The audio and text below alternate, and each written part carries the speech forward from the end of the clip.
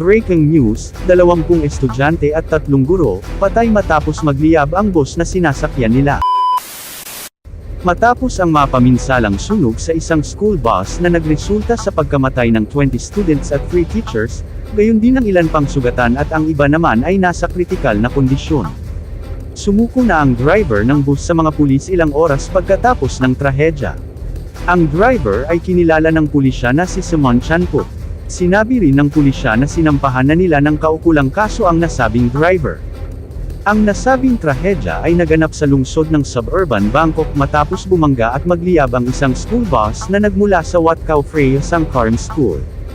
Ang naturang bus, lulan ng 6 na guro at 39 na estudyante sa elementarya at junior high school ay naglalakbay mula sa lalawigan ng Uthai Thani, para sa isang school trip sa Ayutthaya at Nonthaburi provinces. Pauwi na ang bus mula sa kanilang field trip, nang magkaroon ng aberya ang unahang gulong nito na sanhi ng pagkabangga sa isang concrete barrier.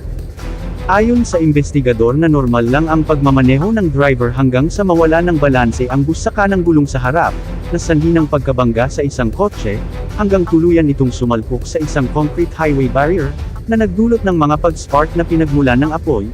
Ito ang pahayag ni Chainant Misati, Deputy Regional Police Chief. Batay sa salaysay ng driver, tumakbo siya upang kumuha ng fire extinguisher mula sa isa pang bus na bumibiyahe para sa parehong biyahe ngunit hindi niya naapula ang apoy, dahilan para siya ay mataranta at tumakbo papalayo, dagdag pa ng investigador. Ang nasabing bus ay power by natural gas, dahilan para mabilis kumalat ang sunog. Nagsimula ang apoy sa unahang bahagi ng sasakyan na sanhi ng pagkatrap ng mga biktima sa gitna at dulong bahagi ng bus. Sa isang post sa social media platform, nag-alok ng pakikiramay si Prime Minister Paetongtarn Shinawatra at nangako itong sasagutin ng gobyerno ang mga gastusin sa pagpapagamot at tutulungan ang mga pamilya ng mga biktima.